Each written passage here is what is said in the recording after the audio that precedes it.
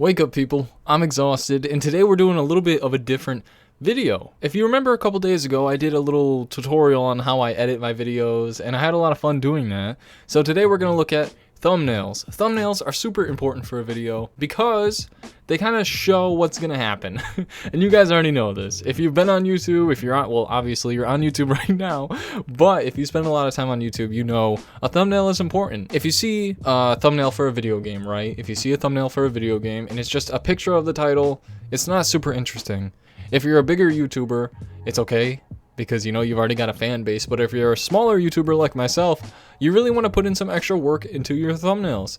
It can really help pay off, and I think if you're looking for a video to watch, you're gonna want to click on the interesting thumbnail over just a picture of the game, or a picture of the makeup you're using, or a picture of the album cover of the person whose song you're reviewing, things like that.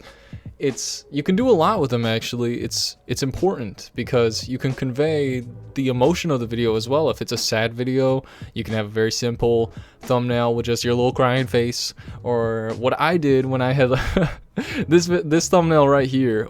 This thumbnail right here, the worst possible outcome. It was supposed to be kind of a sad, kind of a somber feeling in the video. It could be a happier thumbnail, like this video of my 100 subscriber special, or this video down here of, hey, how are you guys, when I was playing a little game. You know, it just kind of conveys the emotion, and you want to be able to do that through a thumbnail. And another tip for you guys is don't put, you know, the text, the title of the video in the thumbnail, because the thumbnail is supposed to work together with the title. You know, it's supposed to kind of tell a story. Like over here, I met some random people in Valorant that had no time.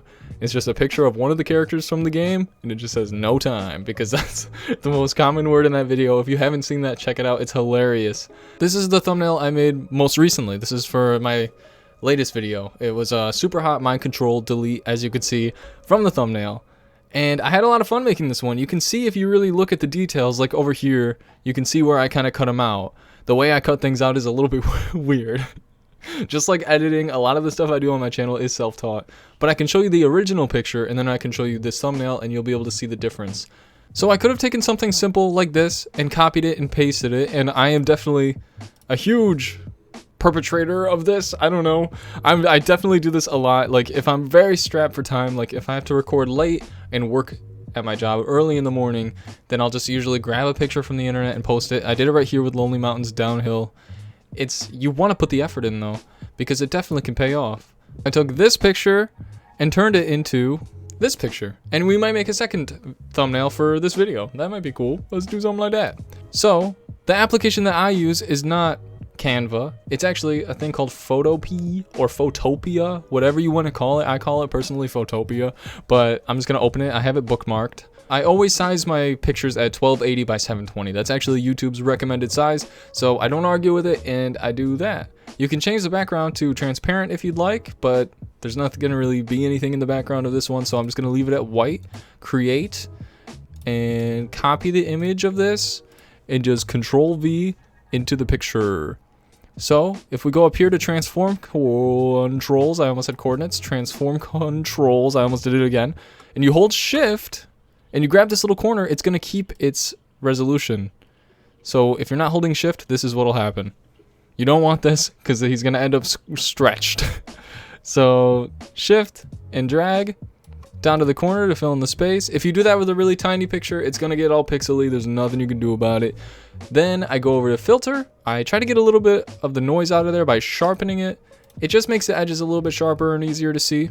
Actually, the way I added the text, you go to super hot mind control delete, PNG, baby, PNG, and I grab this one. This is a super hot mind control delete PNG, and a PNG just means there's no background. It's transparent, so you just get the clean picture. Drag it over here, or wherever you would like it. Resize it to however large you would like, and place it right there. Now, this is okay, but you can barely read that, so that's not gonna work. What I like to do is add a drop shadow, because the drop shadow is gonna give it so much more depth. It's gonna feel more alive, and it's gonna feel more tangible. And that can definitely help. You can change the opacity if you'd like. I'm gonna leave it right there, and that actually looks pretty good. I might lower the distance and make it closer. See, there's a lot you can do in this. It's like a free Photoshop. It's pretty cool. And what I have learned over my year on YouTube is that you can never, ever go wrong with a gradient. So you go back to layer, layer style, gradient overlay, and as you can see, the gradient is already there. It's already applied. So you click on the gradient itself, right? This is the little box you click on, and you can change the color like this. What I like to do, oh gosh, I'm gonna have to restart that little part. What I like to do in my thumbnails is I'll grab this base color and I'll select something from the picture already. So like this very rich red or this very bright red up here, anywhere that's like super bright, I'll grab. And then for the other side of the gradient, I'll change the color to a different really bright part. That's looking good. That looks pretty good right there. So you can change the style of the gradient as well. I think for this one I went radial. Yeah, look at that. That looks pretty dang good. You can even add a stroke if you'd like. A stroke is just like an outline, and you can change the size of it over here. You can just mess around and have fun with it. Just have a good time and just see what feels good. Like for this thumbnail, I didn't really have a plan because it's such a simple game with these geometric characters that you really have to think about what you're doing to make it stand out. So we can grab this, copy the image, put it back into Photopia, Control V, and there it is. But wait, what? I want it behind the guy. How do I get it behind the guy? It's impossible, right? False, actually. So we can turn this, we can stop looking at this layer by pressing this eyeball and closing it. So you click on this one right here, and you go down to duplicate layer. And now we have a copy of the same exact layer.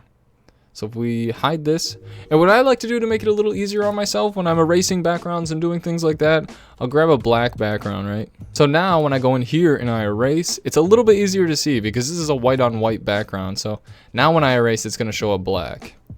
So you could try and do an object selection if that's what you like. I've just always erased the entire background. For every single thumbnail I have, the background has always been erased. And it's because I'm not good with the pen tool and I'm not good with the selection tool.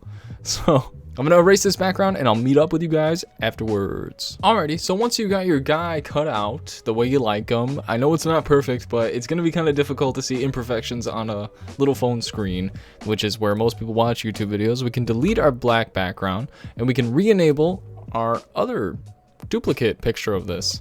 So then we can also enable our little swoop thing and drag him right in between the layer 1 and layer 1 copy. So now he's behind the cutout guy, but in front of our little picture. So what we can do now is just transform it. The reason I put this behind him is I just felt like the picture was missing something, and I also wanted this super hot mind control delete thing to stand out a little bit more. And what I did to change this from blue to red is I actually put another gradient overlay over top. You can never go wrong. Our swoop is missing a lot of its detail, and that's because the gradient overlay is up to 100%. We drag this down, we can start to see it again. And we can change the colors. I want this to be, go from black to red, just so it has a little bit of contrast in the blackness, and it comes up and it actually looks pretty cool like that. I like that a lot. The last thing I did was I did my own style of kind of a vignette. I think it kind of makes things pop a little bit. So I take a brush, I put it on one of his reds, I increase the size and lower the hardness of the brush so it's very light brushing. And just kind of along the edge of the video, well, the thumbnail, I'll draw in a little, you know, just a little glow. I think it kind of adds a little bit of value to it. It kind of makes it look a little bit more, oops, that's no bueno. Kind of makes it just look a little more different. It kind of makes it pop a little more. I like it. And that is how I made my super hot thumbnail. Now we're gonna end the video by making this video's thumbnail. Alrighty, so I'm gonna paste in a little picture of myself that I just took. Oh, wow, that is enormous. We'll put myself right here. There we go. I'm gonna cut myself out of this picture real quick and then add in my little stuff to make this interesting. So I'm gonna cut myself out real quick and I'll be right back in a moment's notice. Alright, so I'm just about cut out of this picture. That took forever because I have stupid fingers and they're spread apart like this. So if you're making a thumbnail, don't include your stupid fingers. And as you can see, there's a bunch of these little black lines and it's all bumpy and weird and stuff. But when we add our stroke back in here, you're not gonna be able to see a lot of that, especially on a cell phone. Here's a little YouTube PNG that I found. It's just taking up the whole dang thing. So we're gonna shrink this down, put it right here, like this, YouTube. And then I'm gonna let you guys in on a little secret. My patented, well, it's not it's not patented, but my exhausted font is actually just permanent marker. So if you want to have the exhausted font for yourself, it's permanent marker. All right, so I'm also gonna throw in a rectangle because you know what? It's fun, it's wacky, it's a little bit crazy if you ask me. So here we go. I'm gonna throw that right there. Yeah, we have a second rectangle now, boys. We're gonna place that right here. Transform it so it's at the same angle as the YouTube logo. Trust the process, guys. Trust the process. Gradient overlay, baby. You can't go wrong with a freaking gradient overlay. What did I tell you, boys? It's just gonna bring so much life into your pictures, into your thumbnails, I should say. And once again, we're going with the patented exhausted colors, which is orange and yellow. I don't know how that came to be. Those used to be my two least favorite colors, actually. It was orange and yellow. Then we'll do the same thing with this one, with this rectangle down here. I don't want the two colors to be the same. We're gonna use complementary colors, which are, well, orange and blue are complementary to each other. So I'm gonna make this one blue. We're gonna start out with the darker blue. We're gonna hit OK and work our way up to a lighter, nice and beautiful blue. Ooh, that's looking really good. I like that a lot. Whoa, what the heck just happened there? Okay. Oh, I clicked on this stupid ad over here for freaking cheese crispers. I don't want that. Get out of here. We're really going all out on this thing. We're gonna put a stroke on this as well. Black looks nice, but I actually prefer white on this. Actually, do I? Yes, I do, but just a little bit thinner, like that. I think that's it. I changed the color of the outline around myself to be white. I think it just kind of looks a little bit better, but I think that's it.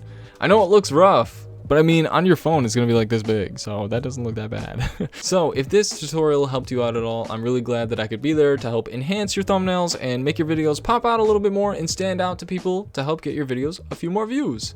If you like this video, let me know down in the comments and I'll do a couple more tutorials for YouTube related things. If you like my content and you want to see more of it every Tuesday, Friday, and Sunday at 4 p.m., consider subscribing. I hope you have a great rest of your night. Get some rest.